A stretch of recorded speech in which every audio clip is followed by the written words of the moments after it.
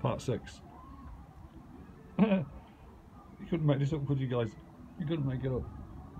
Just a few things I forgot about the conversation that we had, which was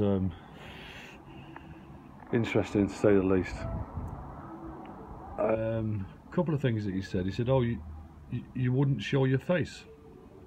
They wanted to see your face." And I said, "Well, you'd already identified me because you come knocking on my door and you called me by my name and I answered you and I confirmed that it's me. So why do you want to see my face?" And I know why, but I can't say yet. But don't you think it's odd that they just wanted to see me face? What they're saying then, did they see me face that have gone away? Is that all they wanted to do? If that's the case, why didn't they just say, just let me look at you and we'll go away, we won't come back again, and that would have been it. But no. And they also asked me about a sign that I put up in the window. Get this one, guys. So after 2 nights of them knocking on my door and asking me all these same questions, I all get rah rah rah rah, I put a sign in the window, in my kitchen window, which said, "Save lives, stay indoors, protect the NHS." I said I have food, I have water, I have everything I need. I said I'm self-isolating, I'm perfectly fine, thank you very much, or something like that. And I put it in the kitchen window. And he was trying to say that sign, he was alluding to the fact that sign may have been some cause for concern. Well, I put him straight. I said because I was getting pissed off with the police knocking on my door, asking after me, when I've told him I'm on lockdown, as per the recommendations made at the time by the Prime Minister Boris Johnson.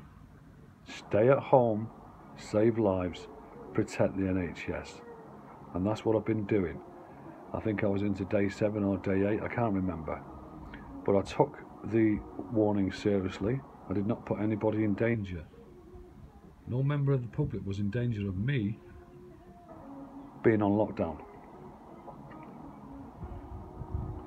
So why did you want to see my face?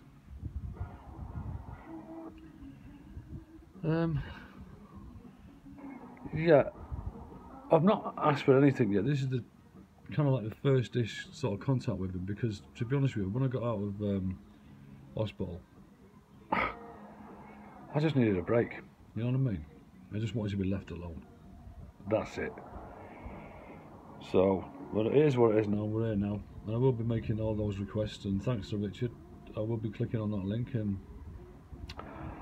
I'll do it because it should be interesting. Because, like you pointed out, this would have been a big logistical operation. I mean, look at the amount of armoury, you know, radar penetrating equipment, helicopters, ambulances, police, undercover police, armed police, dog unit, all for one man who hasn't left his building for what would have been 12 days at the time.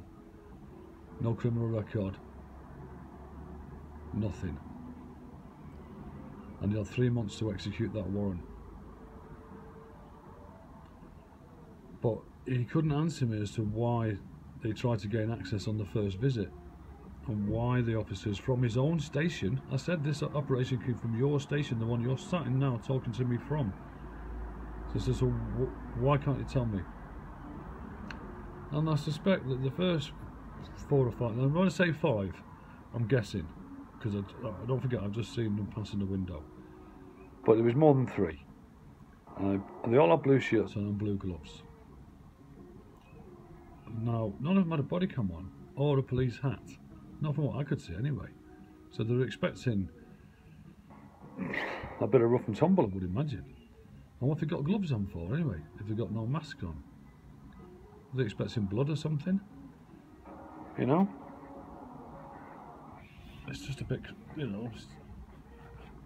But I say, I've got my own suspicions as to why it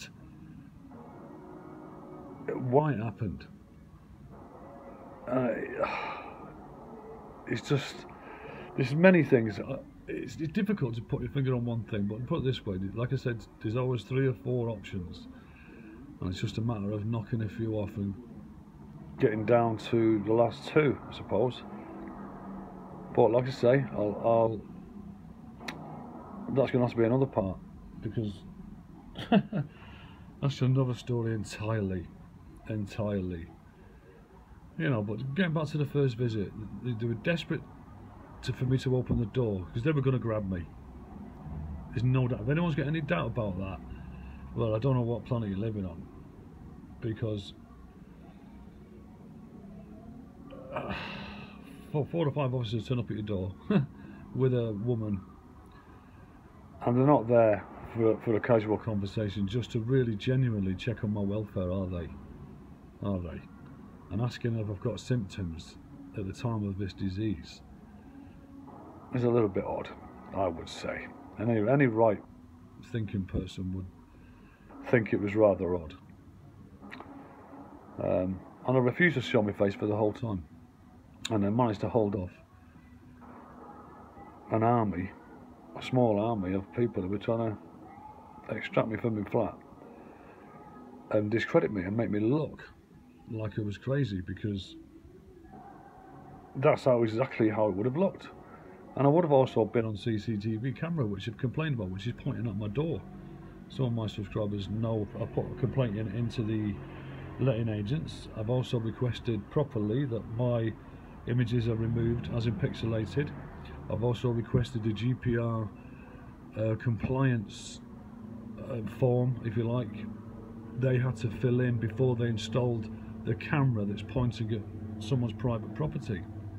You have to go through a process, GDPR, and you have to, basically they've done it covertly because they didn't tell anybody. And I did mention this to the letting agent at the time. I said, that's a covert camera. He said, no, it's not. And I know where he was coming from, because you can see it. You know, I'm surrounded by fools, I'm telling you now. Anyway, so it would have been on CCTV camera. However, I took precautions, and I did cover that camera up with some marmalade, and the one on the stairwell. Yeah, that's right. No, you know what I mean? I knew what was coming, so I knew what was coming. And since then it's been cleaned. So I'm going to keep covering the one up that's pointing at my flat, and then he can call the police and he can take me to court, and I'll explain to the judge, and then the judge can ask him, did you do a GDPR compliance test before you install that covert camera? And the answer will be no, because I've asked for it and I haven't got it. So yeah, I would have been on CCTV getting dragged out of there like a madman. Well, not happening, as you all know, because they hadn't reckoned on coming across someone like me. Simple as that. And also, we had a very uncomfortable conversation yesterday with somebody who's a youth worker.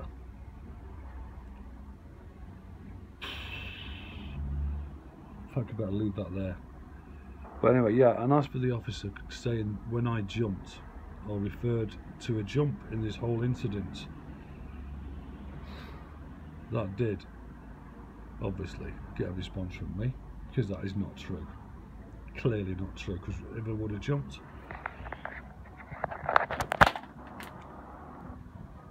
I would have jumped like that, you know. I'm still there and I would have jumped like that, but I didn't. I hung down, as you know, and I hit myself there. Sorry, it's about the camera but then. I hit myself there and landed down there face down, and that police officer with the dog ran in and he let him bite me. Well, it felt like about half a minute, and then kicked me in the head and punched me. Oh, and I said to the officer, I'll tell you the reason why I did that, because I inquired when I was in the ambulance, or in hospital, I can't remember, and the officer said because I had a knife and they thought I was going to run off. Now, how's anybody going to run off when they fell 30 foot, snapped the back, well, snapped the metal with his back, and then lands face, then does a 360 and lands face down? How's anybody going to run away? And if he did have a knife, I'm certainly not going to get up and use it, am I? So I told him. I said the officer told me, or I found out somehow, that it was because they thought I was going to run away, and because they thought he had a knife on me. Yeah. Yeah, sure, right, yeah. Well, the kick in the face was crap, and so was the punch. Let me tell you that, whoever that officer was, and I'll be finding out his name. And I'll be asking him. If you thought it necessary to let the dog bite me, that's fine. You haven't got to explain that to me. Well, you have, kind of, but I know you're not going to. But how can you then justify kicking me in the face and then punching me? And I know there's going to be no body cam of that, but I'm telling you now, it happened. Otherwise, I wouldn't be saying it. So, watch this space. And it's going to get interesting. Like I said, when I spoke to the two senior people with me yesterday, and to be honest with you, they're both really, really good. So there are some good people in every level of society, wherever you work in an office, or the butchers, or the barbers, or the bakers. There's good and bad everywhere. Gotta have a bit of faith, come on.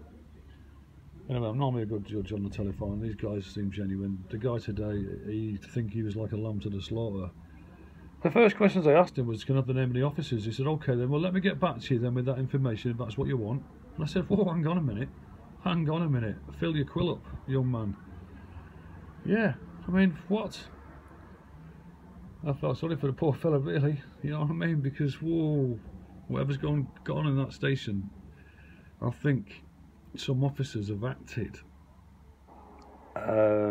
outside the remit, maybe, perhaps, or they've been asked to do something, and I don't know. They might have made a pledge to whatever. I don't know. But if I was one of those officers who come to my property on the first night, I'd be worried if I were you, because you're gonna have to justify your actions as to why you grab my bathroom window, why you would come with no body cam, didn't identify yourselves, asking me about symptoms but there is no symptoms, telling me to check my emails because I haven't checked them. And when I say I'm going to the library tomorrow, one of the officers says, you do that. Well, I didn't leave the building, obviously. I just wanted him to make him think I was going to leave the building, like the dickhead he is. Like I played them all along, and I played them all well. Oh, and he also mentioned the wires. I said, they're not wires, it was fishing line. There's a distinction between a wire and a fishing line. A wire's got electricity running through it and connected to stuff. Fishing wire isn't fishing wire. Here we go, fishing line is fishing line. And so what? I can decorate my house full of fishing line if I want. It's not illegal, is it? Anyway, guys, peace out. I hope you enjoyed that. Look at that lovely flower there. Peace out. Say a prayer. And I'm fine. I'm absolutely, I've never felt better in my life.